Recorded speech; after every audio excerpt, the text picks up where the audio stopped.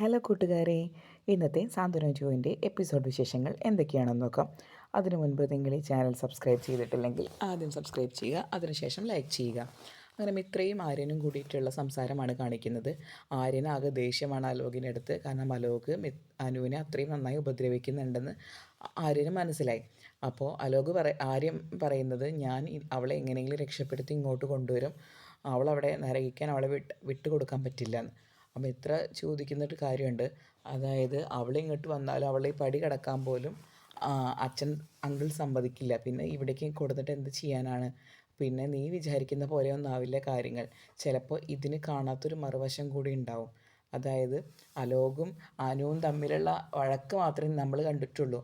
പക്ഷെ അതിൻ്റെ പിന്നിൽ വേറെ എന്തെങ്കിലും ഒരു കാര്യം കൂടി ഉണ്ടാവാൻ സാധ്യതയുണ്ടെന്ന് പറഞ്ഞ് മിത്ര ആര്യനെ ആശ്വസിപ്പിക്കുന്നതാണ്. പക്ഷേ ആര്യനെ അങ്ങനെ സ്വയം ആശ്വസിക്കാനൊന്നും പറ്റുന്നില്ല. കാരണം മിത്ര അനു അത്യാവശ്യം വലിയ ട്രബിളിലാണെന്നല്ലോ ആര്യന് മനസ്സിലായിട്ടുണ്ട്.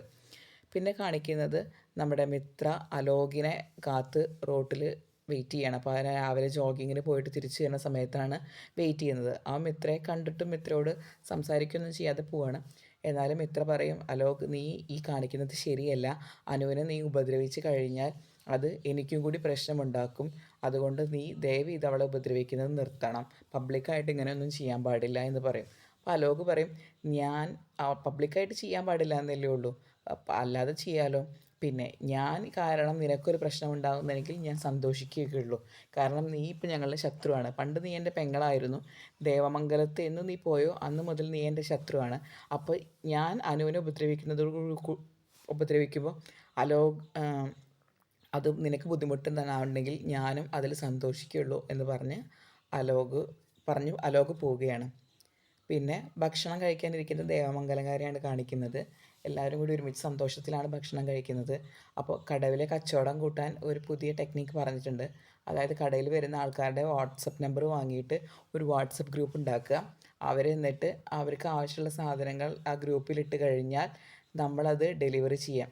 അപ്പോൾ ഇങ്ങനൊരു ഐഡിയ മിത്രയും മീനും കൂടിയാണ് പറഞ്ഞത്. അപ്പോൾ ഇത് നല്ലൊരു ഐഡിയ ആണെന്ന് അവർക്കും തോന്നി. അപ്പോൾ ബാലൻ പറയുന്നത് നല്ലൊരു ഐഡിയ ആണ്, പക്ഷേ നമുക്കൊരു ഡെലിവറി സ്റ്റാഫ് വേണ്ടി വരും. കാരണം ധർമ്മന ഒറ്റയ്ക്ക് ഇത് മാനേജ് ചെയ്യാൻ പറ്റില്ല എന്ന് പറയും. അത് സാരമില്ലേ ഭരട്ടാ, ഞാൻ അതൊക്കെ മാനേജ് ചെയ്തോളാം എന്ന് പറഞ്ഞ് ധർമ്മനും കോൺഫിഡൻസ് കൊടുക്കണം. അങ്ങനെ അപ്പോൾ നമ്മുടെ ആനന്ദ് പറയാണ്, ഇത് എനിക്കത്ര നല്ലൊരു ഐഡിയ ആയിട്ട് തോന്നുന്നൊന്നുമില്ല പക്ഷേ അപ്പോൾ ആകാശ് പറയും, ഏയ് അല്ല ഏട്ടാ, ഇത് നല്ല ഐഡിയ തന്നെയാണ്, ഇത് നമുക്ക് കച്ചവടം കൂട്ടാൻ സാധ്യതയുള്ള ഐഡിയ തന്നെയാണിത്, നമുക്കൊന്ന് പരീക്ഷിച്ച് നോക്കാവുന്നതേ ഉള്ളൂ എന്ന് പറയും. അപ്പോൾ ശരി, നമുക്കെന്നാൽ പരീക്ഷിച്ച് നോക്കാം. പരീക്ഷിച്ച് നോക്കുന്നതുകൊണ്ട് കുഴപ്പമൊന്നുമില്ലല്ലോ, ചിലപ്പോൾ ഒരു സ്റ്റാഫിനെയും കൂടി കൂടുതൽ എടുക്കേണ്ടി വരും എന്നൊക്കെ പറയുമ്പോഴാണ് ഒരു കോളിംഗ് ബെല്ല് കേൾക്കുന്നത്. അപ്പോൾ പോയി വാതിൽ ഗോമതിയാണ് തുറക്കുമ്പോൾ നമ്മുടെ ജീവൻ്റെ അമ്മയും ജീവൻ്റെ അമ്മാവനുമാണ് വന്നിട്ടുള്ളത്.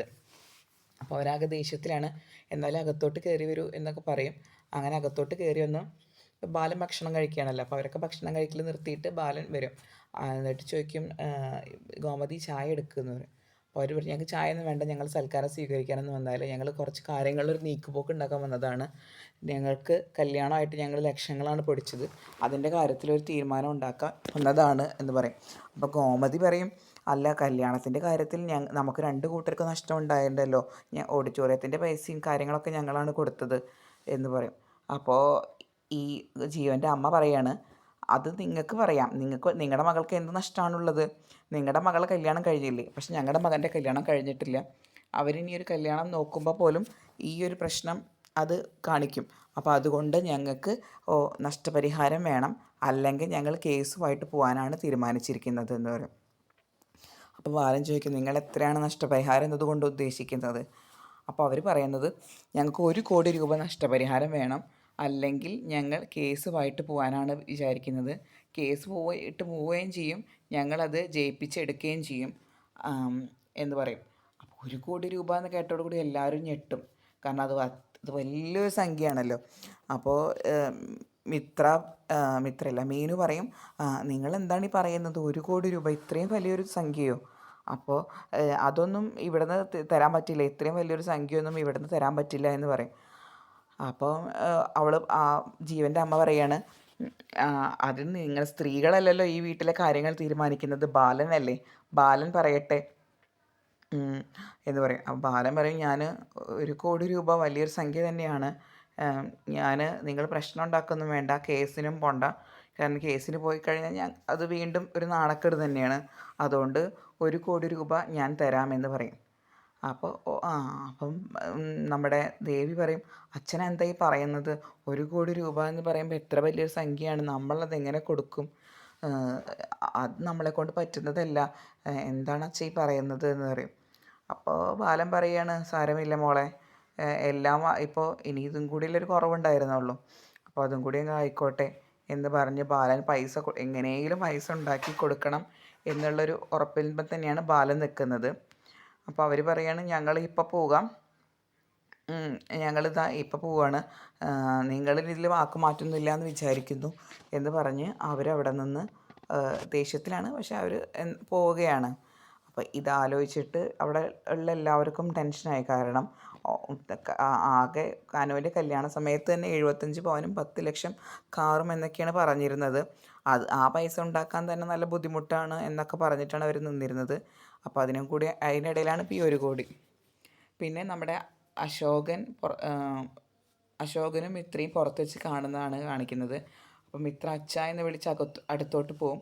അപ്പോൾ അശോകൻ പറയും, എനിക്കിങ്ങനൊരു മകളില്ല, നീ എന്തിനാണ് എന്നെ അച്ഛ വിളിച്ചിട്ട് ഇങ്ങോട്ട് വരുന്നത്? അപ്പോൾ മിത്ര പറയും, അച്ഛ എനിക്കൊരു കാര്യം പറയാനുണ്ട്, ഞാനൊരു പ്രശ്നത്തിലാണ്. ഈ പ്രശ്നത്തിൻ്റെ സമയത്ത് ഞാൻ അച്ഛനോടല്ലാണ്ട് പിന്നെ ഞാൻ ആരോട് സംസാരിക്കാനാണ്? അച്ഛൻ എന്നെ സഹായിക്കണം. അലോകും അനുവും തമ്മിൽ കാര്യമായിട്ട് പ്രശ്നങ്ങളുണ്ട്. അലോക് അനുവിനെ ഉപദ്രവിക്കുകയും വഴക്ക് പറയുകയൊക്കെ ചെയ്യുന്നുണ്ട്. അപ്പോൾ അതിൻ്റെ റിസൾട്ട് എന്നോളം ആര്യൻ പറയുന്നത്, എൻ്റെ പെങ്ങൾ അവിടെ ബുദ്ധിമുട്ടുമ്പോൾ നീയും ഇവിടെ സുഖിച്ച് കഴിയണ്ട, അവളവിടെ അനുഭവിക്കുന്നതിനനുസരിച്ച് നീയും ഇവിടെ ബുദ്ധിമുട്ടണം എന്നാണ് പറയുന്നത്. അപ്പോൾ ഇത് കേട്ടപ്പോൾ അശോകൻ ആകെ ടെൻഷനാവും. കാരണം മിത്ര വളരെ സീരിയസ് ആയിട്ടാണ് പറയുന്നത്. അപ്പോൾ ശരി എന്ന് പറഞ്ഞ് അച്യുതൻ അവിടെ നിന്ന് പോവുകയാണ്.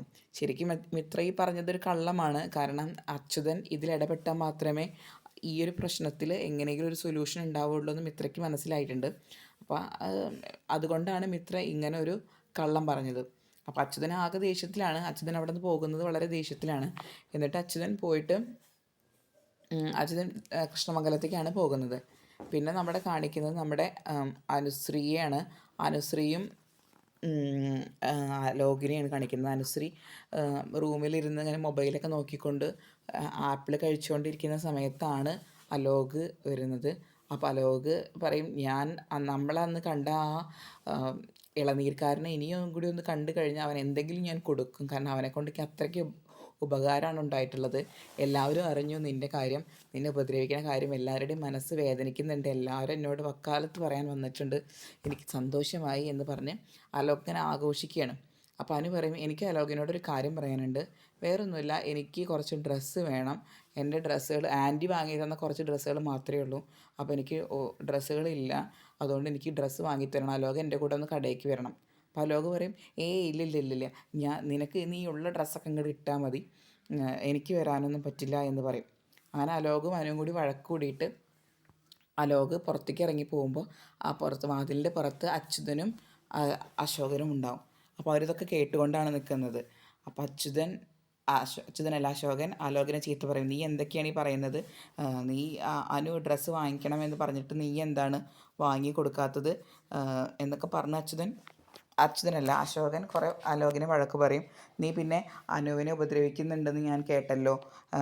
നീ ഇവിടെ അനുവിനെ ഉപദ്രവിക്കുമ്പോൾ ബാലനെ വിശ്വസിച്ച് ഇവിടെ നിന്ന് പോയൊരു പെണ്ണുണ്ട്, എൻ്റെ മകൾ മിത്ര. അവളും ഈ ഒരു പ്രശ്നത്തിൻ്റെ പേരിൽ അവളും അവിടെ സ്ട്രഗിൾ ചെയ്യുന്നുണ്ട്. അതിവിടെ പറ്റില്ല. അനു നിന്നെ വിശ്വസിച്ചിട്ടാണ് ഇങ്ങോട്ട് വന്നിട്ടുള്ളത്. അപ്പോൾ അനുവിനെ മര്യാദയ്ക്ക് നോക്കേണ്ടത് നിൻ്റെ കടമയാണ് എന്ന് പറഞ്ഞിട്ട് അശോകൻ അലോകിനെ വഴക്ക് പറയുകയാണ്. അപ്പോൾ അത് കേട്ടിട്ട് അനു വരികയാണ്. അനു പറയും, ഇല്ല അങ്കിൾ, കുഴപ്പമൊന്നുമില്ല, ഞാൻ അലോകിനോട് ഒരു ഡ്രസ്സ് വാങ്ങിത്തരാൻ പറഞ്ഞു. അപ്പോൾ അലോകിന് സമയമില്ല എന്ന് പറഞ്ഞു. അപ്പോൾ അതുകൊണ്ട് ഞങ്ങൾ വേറൊരു ദിവസം പോകാമെന്ന് വിചാരിച്ചിട്ട് നിൽക്കുകയാണ് എന്ന് പറയും. അപ്പോൾ അശോകൻ പറയും അനുവിൻ്റെ അടുത്ത്, അനു, ഈവൻ നിന്നെ എന്തെങ്കിലും കാണിക്കുന്നുണ്ടെങ്കിലോ ഉപദ്രവിക്കുന്നുണ്ടെങ്കിലോ എന്തെങ്കിലും ചെയ്തു തരാതിരിക്കുന്നുണ്ടെങ്കിലും നീ എന്നോട് പറയണം. അപ്പോൾ ആ പ്രോബ്ലം ഞാൻ സോൾവ് ചെയ്തോളാം. ഇപ്പം തന്നെ നിങ്ങൾ പോയിട്ട് ഡ്രസ്സ് എടുത്തിട്ട് വരണം. ഇനി അതിന് കാത്തു നിൽക്കൊന്നും വേണ്ട എന്ന് പറഞ്ഞ് അശോകൻ അനുവിനെയും അലോകിനെയും പറഞ്ഞയക്കുന്നതാണ് കാണിക്കുന്നത്. ഇത്രയുമാണ് സാന്ത്വനത്തിൻ്റെ ഇന്നത്തെ എപ്പിസോഡ് വിശേഷങ്ങൾ.